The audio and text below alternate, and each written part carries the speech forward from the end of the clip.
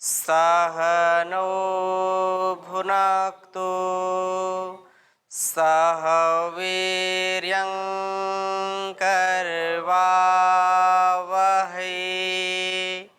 तेजस्विनावधीतमस्तु मा विद्विषावहै। ओम शांति शांति शांति। वैदिक जीवन पद्धति में हम चर्चा कर रहे थे ईश्वर स्तुति प्रार्थना उपासना के छठे मंत्र का व्याख्यान चल रहा है और जिसमें कहा ओम प्रजापते न तो देता नन्यो विश्वा जातानि परिता बभूव यत् कामास्ते जुहमस्तन्नो वयम श्याम पतयो रयीणाम। थोड़ी सी चर्चा हमने पिछली कक्षा में इस मंत्र की थी कि वह परमपिता प्रजापति है और वह हम सबके जो वांछाएं हैं, हमारे जो स्वप्न हैं, उनको पूरा करने वाला है। अर्थात हमारी जो याचना है उसको स्वीकार करके उसको पूरा करने वाला है। तो यत् कामास्ते जुहुमा, जो हमारी कामनाएं हैं, यत् कामास्ते जुहुमा नो अस्तु वयम श्याम पतयो रयीणाम, ऐसी चर्चा चल रही थी। और एक तथ्य, एक सत्य पर हमने विचार किया था कि वह परमात्मा हम सबका पालन करने वाला है, वह सबका प्रकाशक है, सबके ऊपर परोपकार करने वाला है। हम यदि उसके सच्चे भक्त हैं, ईश्वर भक्त हैं, आध्यात्म धर्मयुक्त कर्म करने वाले हैं, वेद आदि शास्त्रों की आज्ञा का पालन करने वाले हैं, तो उसके गुणों से ओतप्रोत हमको भी होना चाहिए। यदि हम वास्तव में धन ऐश्वर्यों के स्वामी होना चाहते हैं, यदि अपनी इच्छाओं की पूर्ति करना चाहते हैं, तो हमको भी उस परमात्मा के अथाह परोपकार रूपी गुण का अंश मात्र भी अपने जीवन में उतार करके जीवन को धन्य करने का प्रयास करना चाहिए। तो क्योंकि वह परमात्मा जो सदा सर्वदा सर्वत्र हर हाल में हर देश काल में उसकी कृपा बरसती रहती है, कभी भी उसकी कृपा बंद नहीं होती है, कभी भी उसके भंडार में ताला नहीं लगता है, कभी अकाल नहीं पड़ता है, उसके भंडार सदा खुले रहते हैं। बस हमको उसकी योग्यता अपने में अर्जित करनी है, वैसी योग्यता पा करके हमारा जीवन धन्य होगा। इसलिए ये कहा कि हम उस परमात्मा के जो परोपकार का उसका गुण है, हम भी अपने अंदर परोपकार का भाव भर सकें, हम भी दूसरों के कार्यों में सहयोग कर सकें, क्योंकि हमारा जीवन भी दूसरों के ही सहयोग से बना है, दूसरों के सहयोग से हमारा जीवन है, हमारा अस्तित्व है। हम बोल पा रहे हैं, सुन पा रहे हैं, अपने कार्यों को कर पा रहे हैं, तो इसमें कितने लोगों का उपकार हमारे ऊपर है। हम ये बहुत सरलता से कह देते हैं, मैं किसी का उपकार नहीं लिया, मैंने किसी का उपकार या किसी का खाया नहीं, अपने पैरों पर खड़ा हूं। लेकिन इस बात को भूल जाते हैं कि पैर पर खड़ा करने वाला भी कोई जरूर रहा होगा। इसलिए उनके प्रति हमारी कृतज्ञता हो, और वह परमपिता परमेश्वर जो सबको स्टैंड करने वाला है, सबका स्टैंडर्ड बढ़ाने वाला है। तो स्टैंडर्ड कब बढ़ेगा? जब उस परमात्मा की शरणागति हमको मिलेगी, और उसके बिना कोई उपाय नहीं है, उसके बिना कोई। जी पूछिए स्वामी जी, स्टैंडर्ड बढ़ना क्या है?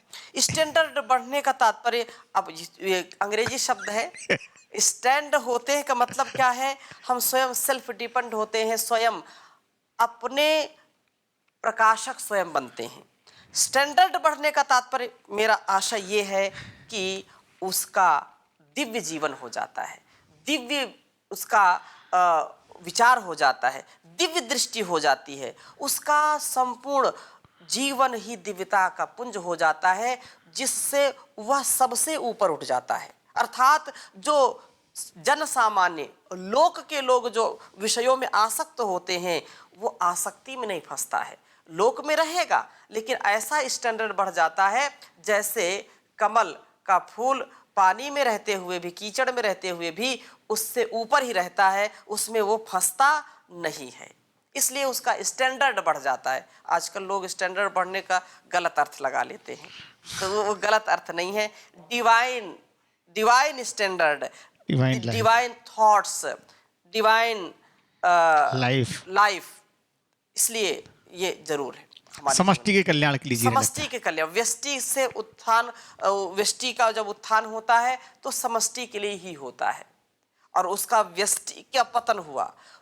हमारा यदि विचार संकीर्ण हो गया, हमारा जीवन संकुचित हो गया, तो निश्चित रूप से हमारी जो सोच है, हमारा जो विचार व्यवहार है, वो भी संकुचित हो जाएगा, जिससे इस सृष्टि में भी आपत्ति आएंगी।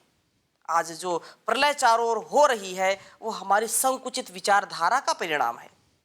हमारा स्टैंडर्ड ठीक नहीं है, हम स्टैंड नहीं है, स्वस्थ नहीं है, और मैं शास्त्रीय भाषा में कहूँ तो स्वस्थ नहीं है, हम अस्वस्थ हैं। अपने आप में स्टैंड करना, खड़े होना, हम खड़े नहीं हैं।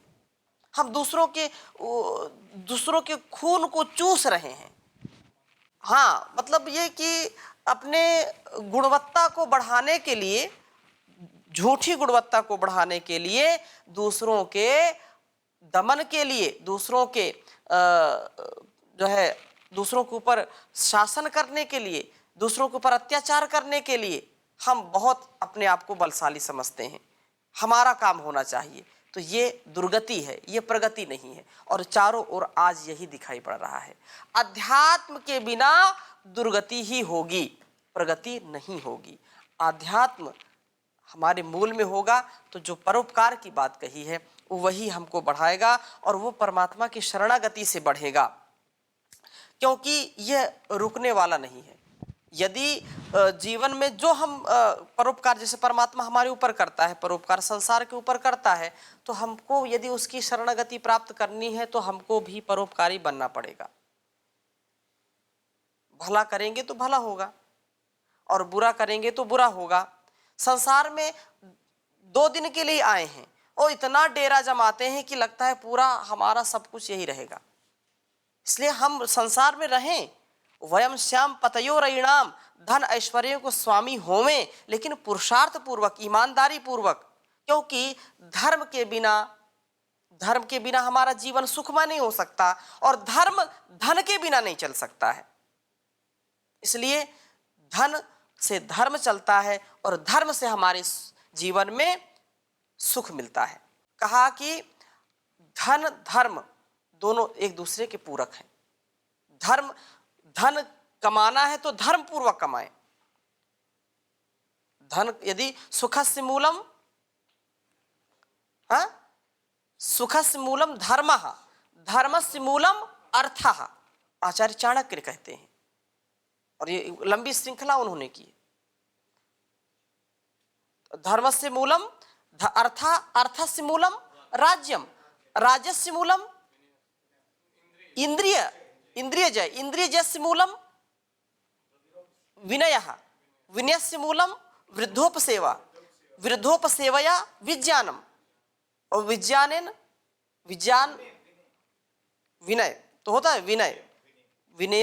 विनयस्य मूलम वृद्धोपसेवा, जब वृद्धों की सेवा करेंगे तो विनम्रता आएगी। एक जब कहा कि धनस्य मूलम राज्यम, राज्यस्य मूलम इंद्रिय जय, इंद्रिय जय पर यहाँ पे ये बात कही है, इंद्रिय जय करेंगे तो हम सबल बनेंगे, हमारा शारीरिक बल, शारीरिक धन बढ़ेगा, बौद्धिक बल बढ़ेगा, बौद्धिक धन बढ़ेगा, तो हम बाहर भी ऐसा कर सकते हैं। लेकिन जब तक अंदर के लुटेरे लूट रहे हैं हमको, इंद्रियां हमको लूट रही हैं, कहते हैं ना हमें तो लूट लिया, ऐसे लोग गाने गाते हैं। अरे जब हम स्वयं लुटे पीटे बैठे हैं तो बाहर के लोग लूटेंगे, और जो अंदर से नहीं लूटता वो बाहर से कोई लूट नहीं सकता। इसलिए लूट सको तो लूट लो, ओम नाम की लूट, अंत समय पछताएंगे जब प्राण जाएंगे छूट। तो लूटना है तो इसको लूटो। लोग पहले से लूट पिट करके बैठे हैं, सरेंडर बिल्कुल, तो फिर कैसे उनका उद्धार होगा। इसलिए प्रभु की जो है ऐसी कमाई करें, वयम श्याम पतयोरेणाम, इस पर ध्यान दीजिए। ऐसी कमाई करें, ऐसे धन ऐश्वर्यों के स्वामी होवें जो इस लोक और परलोक की समृद्धि को दिला सके। केवल इस लोक की समृद्धि हो और हम परलोक में क्या मुंह दिखलाएंगे। जब ईश्वर हमसे हिसाब लेगा तो क्या दिखलाएंगे कि अत्याचार करके, दूसरों का खून चूस करके, बेईमानी करके, भ्रष्टाचार करके हमने धन ऐश्वर्य को कमाया। वो धन ऐश्वर्य नहीं है, वो मेरे भाई पाप है। पाप को हम कमा रहे हैं।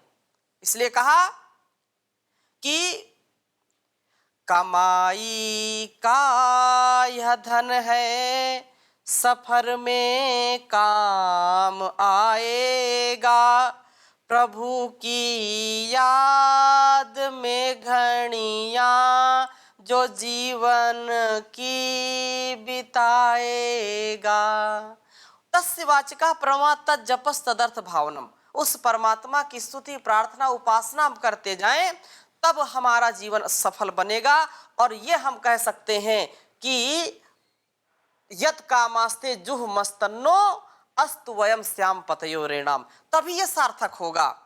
प्रभु की याद में घड़ियां जो जीवन की बिताएगा। कमाई का यह धन है जो सफर में काम आएगा। बिना इसके किसी धन ने कभी ना साथ जाना है। सिकंदर की दशा सबको सुना कर के चेताना है। गया जो चेत निश्चय ही प्रभु को ना भुलाएगा। सिकंदर जो पूरी दुनिया में अपना डंका बजाना चाह रहा था, लूट लूट करके, बोले सिकंदर से ज्यादा कोई धनवान नहीं है, लेकिन जब वो जाने लगा, यहाँ संसार से विदा होने लगा, अंतिम श्वास उसकी चलने लगी, तो अपने सेवकों को बुलाया और बोले एक मेरी अंतिम इच्छा है। बोले क्या इच्छा तुम्हारी? तुम तो विश्व विजयी हो, बताइए क्या तुम्हारी इच्छा है, क्या रह गई अभी इच्छा? बोले जब मेरा जनाजा निकले तो मेरे दोनों हाथ बाहर निकाल देना, ताकि जब जनाजा में जो सम्मिलित होने वाले लोग हैं, जनाजा देखने वाले लोग हैं, वो देखे सिकंदर तो विश्व विजेता है, विश्व विजयी होकर के आया है, या विश्व विजेता होने के लिए निकला था। धन धान्य का अपार भंडार इसके पास था, लेकिन जब संसार से जा रहा है तो दोनों हाथ खाली हैं, इसके कुछ भी नहीं लेके जा रहा है। ऐसा तो ये लोग याद करें और उस परमात्मा को भी स्मरण करें। प्रभु की याद में घड़ियां जो जीवन की बिताएगा। कमाई का यह धन है जो सफर में काम आएगा। महाजन बन गए लाखों प्रभु से नेह लगा कर के, निभाया धर्म याचक का किसी के काम आकर के। इसी यश को कमा कर के अमर यश को बनाएगा। कमाई का यह धन है जो सफर में काम आएगा।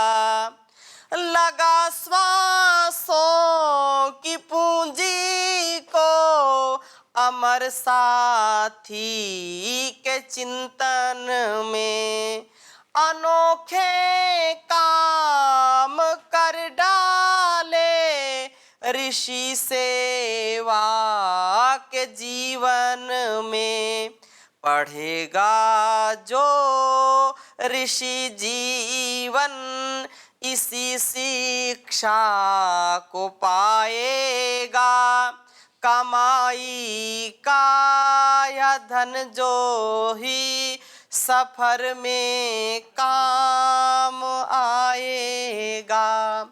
कमाना देश इस धन को कमाया जा सके जीतना, बुराइयों से बचा निज को बचाया जा सके जीतना। इस संसार में बुराइयां निश्चित रूप से मिलती हैं। जब तक जीवन है परोपकार करने वाले को भी लोग छोड़ते नहीं है, उस पर भी कीचड़ उछालते हैं। लेकिन हम जितना अपने आप को बचा सकें, पवित्रता से, शुचिता से, समरसता से, कृतज्ञता से अपने आप का जीवन जितना बना सकें उतना बनाना है। और देश हमारा इसीलिए विश्व गुरु कहलाता था। आज भी उसी परिस्थिति में है। जहां विश्व में प्रलय मची हुई है, महामारी मची हुई है, वहां आज भी भारत दूसरों की सेवा में लगा हुआ है। अपना भी देश संभालना है और दूसरों के लिए भी आदर्श बनना है, ऐसा कोई करता नहीं है।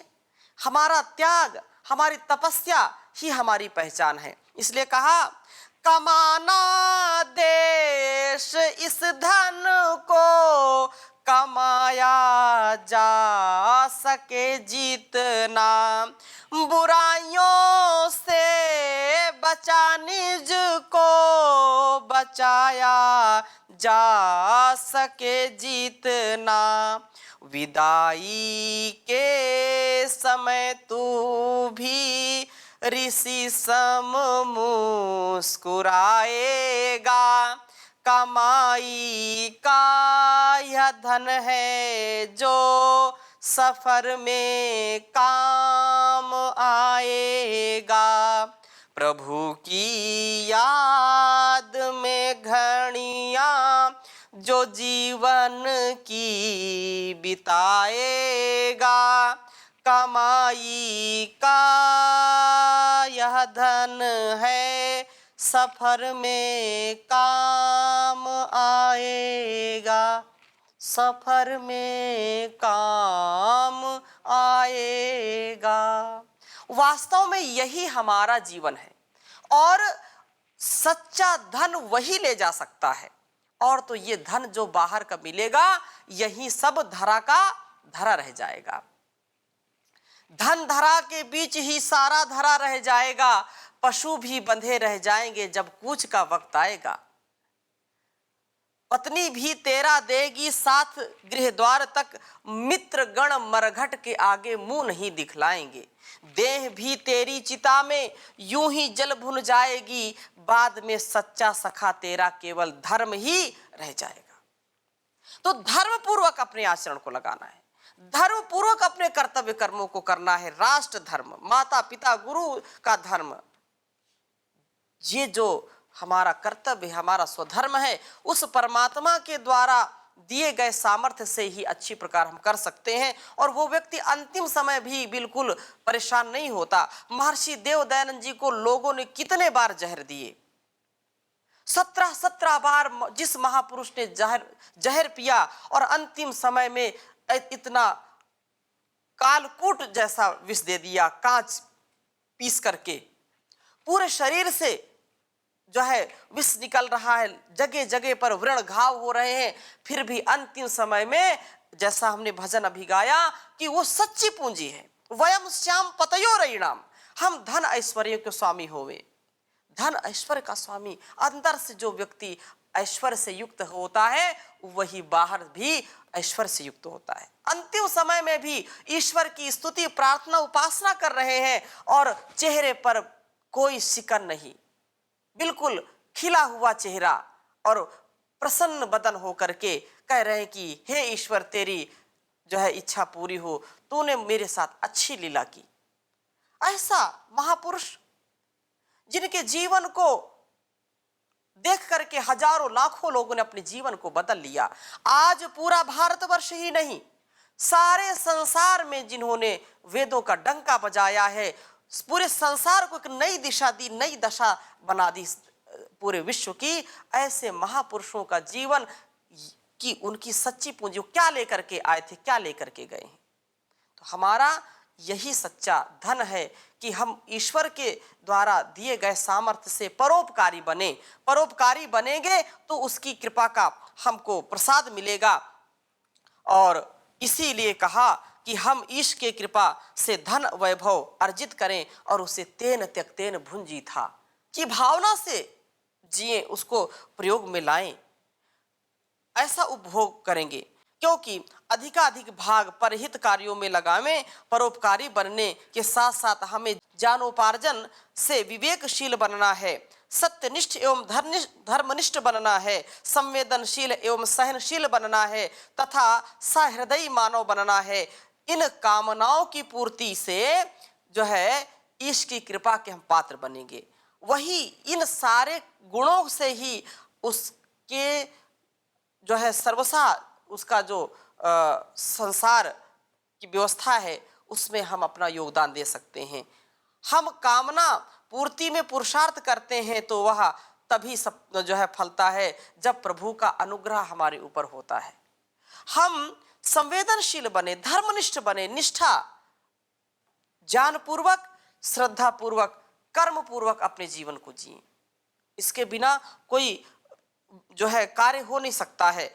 संवेदनशीलता होगी, जब हमारे परस्पर के व्यवहार अच्छे होंगे तो ही हमारा जीवन श्रेष्ठतम बनता है। पुरुषार्थ सिद्धि में कुछ भौतिक साधनों की भी आवश्यकता होती है। यह साधन धन ऐश्वर्य के लिए होती है, धन ऐश्वर्य की वृद्धि के लिए होती है। विशेषतया वित्तीय साधन, इनके अभाव से हमारी गाड़ी रुक जाती है, ठप हो जाती है। आर्थिक जब संकट आता है तो बहुत विकट होता है। तो आर्थिक संकट ना आए, जीवन यापन करने के लिए, परिजनों की जो है परवरिश करने के लिए, उनको उनका पालन पोषण करने के लिए भी, भरण पोषण करने के लिए भी यथोचित धन की आवश्यकता होती है। परोपकारी सत्कर्मों के लिए भी धन की आवश्यकता होती है। इसलिए धन को हम साधन माने। और साधन का सदुपयोग कैसे होगा, किससे होगा? जो व्यक्ति साधक होगा उसी से संसाधनों का ठीक ठीक प्रयोग होगा। जो साधक नहीं होगा उसके जीवन में कितने भी संसाधन आ जाएं उसका वो दुरुपयोग करेगा। इसलिए हम साधक बने सर्वप्रथम। और साधक, क्योंकि परमात्मा ने साधन दिया है, शरीर दिया है, और ये सारा संसार भी साधन के रूप में है। तो साधन का हम सदुपयोग कैसे करेंगे? जब सच्चे साधक बनेंगे। राध साध संसिद्ध हो, जो साधना करेगा उसी को संसिद्धि मिलती है। लोग बोलते थे राधे राधे, हैं? राधे राधे का तात्पर्य क्या है? तो अब एक चल गया, राधे राधे का तात्पर्य राध साध संसिद्धो, जिससे हमारी संसिद्धि हो, हमारे कर्मों की, हमारे पुरुषार्थ की, हमारे जो है हमारी भावनाओं की, हमारी कामनाओं की संसिद्धि हो, वो राधे कहलाता है। और नाम भी एक राधे कर दिया, वो भी है। इसलिए हम संसिद्धि प्राप्त करना चाहते हैं तो सच्चे साधक बने। तथा धन की याचना है नहीं है। धन के बगैर हम अपने व अन्यों को वांछित हित नहीं करा सकते हैं। धन के बगैर हम अपनों के लिए कुछ भी नहीं कर सकते हैं। दीन दुखियों की सेवा नहीं कर सकते हैं। परोपकारी सुकर्म नहीं कर सकते हैं। तन मन धन से सेवा करने का जो हमारा सद उद्देश्य है वह पूरा नहीं हो सकता है। उस वे तन और मन सेवा करने को तो हम तत्पर हो जाएं, पर यदि धन पास में नहीं है तो सेवा कार्य सुचारू रूप से नहीं हो पाता। मान लीजिए किसी के पास जो है धन नहीं है, अकाल पड़ जाए या बाढ़ आ जाए, राहत वो देना चाहता है तो कैसे देगा? नहीं दे सकता। पर धन का अभाव तो जो है, सम्यक यदि धन है तो इससे बहुत हम सहायता दे सकते हैं। धन ऐश्वर्य हमारे पास जरूर होना चाहिए। पीड़ितों के लिए अनाज, वस्त्र, भोजन या जो कुछ भी हमको प्राप्त कराना है, उनको देना है, तो मुख्य साधन क्या है? धन है। कोई दूसरे देश में है, यहाँ वो कुछ साधन संपन्नता दिलाना चाहता है तो धन के माध्यम से देता है। लेकिन धन को हम साधन माने, उसको साध्य ना माने। अगर साध्य मान लेंगे तो अगली बात जो है कि वो फिर हमको बाध्य कर देगा। बार बार हमारा जन्म यहाँ होगा, बार बार हम ऐसे चक्कर में पड़ेंगे, 99 के चक्कर में पड़ते रहेंगे, 100 कभी पूरा नहीं होगा और 36 का आंकड़ा हो जाएगा फिर। तो साध सिद्धि, साधक, साधक परोपकारी जीवन जीने के लिए हमको उस परमात्मा की भी विशेष कृपा, पात्रता अपने अंदर अर्जित करनी चाहिए। तभी ये सारा संसार का व्यवहार चलेगा, सारी योजनाएं चलेगी, सारे राज्य, सारे राष्ट्र, सारे विश्व में कल्याण का आधान होगा। बिना धन के भी मामला ठीक नहीं होता है। इसलिए यहाँ पर याचना की गई, उस परमात्मा से प्रार्थना की गई है कि वयम स्याम पतयोरयिणाम, कि राष्ट्रीय व्यवस्था, रक्षा व्यवस्था को सुदृढ़ बनाने के लिए भी धन की आवश्यकता होती है।